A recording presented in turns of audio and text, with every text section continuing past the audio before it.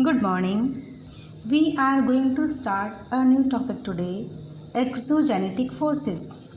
First of all, we see the work of river.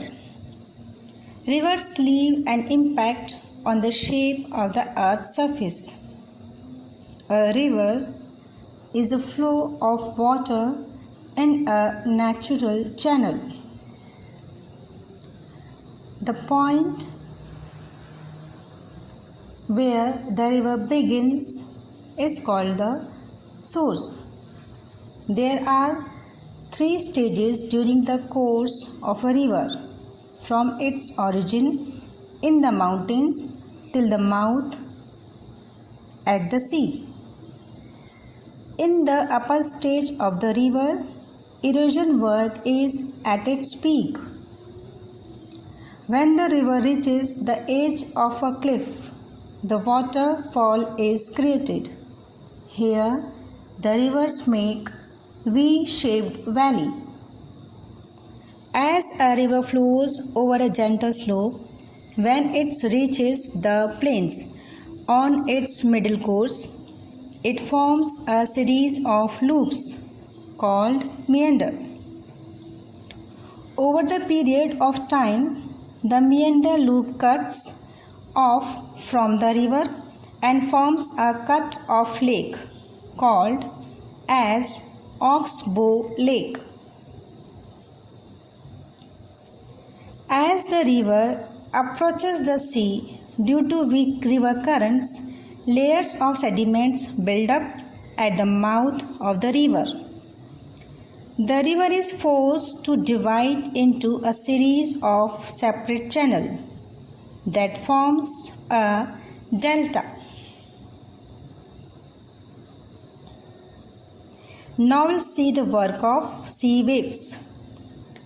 Sea waves keep changing the form and shape of the coastal plains.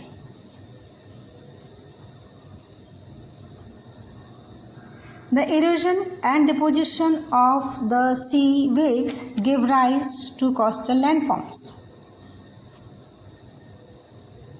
Sea waves continuously strike the rocks, cracks develop, and over the time they become larger and wider.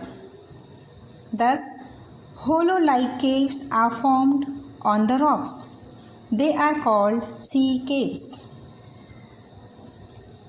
As these cavities become bigger and bigger, only the roofs of the caves remain, thus forming sea arcs.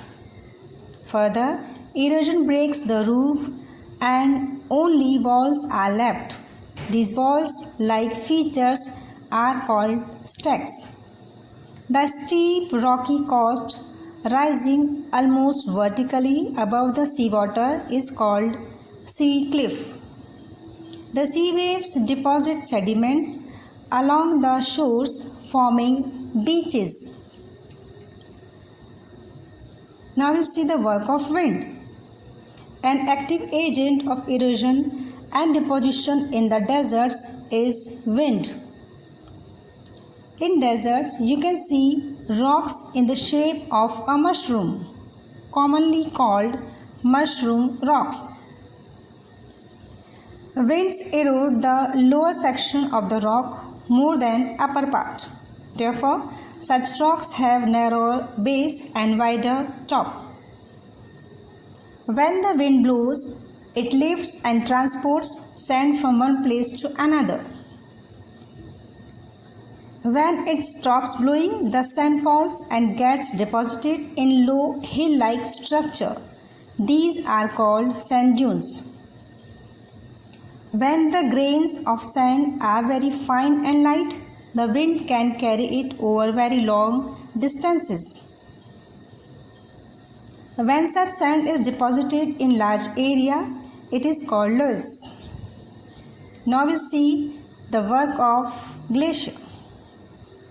Glaciers are the river of ice.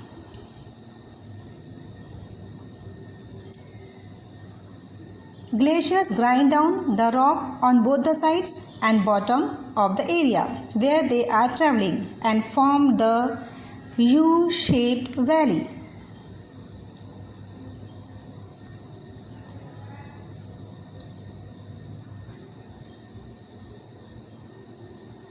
When a glacier melts, it deposits piles of unsorted and unlayered sediments called the glacial till.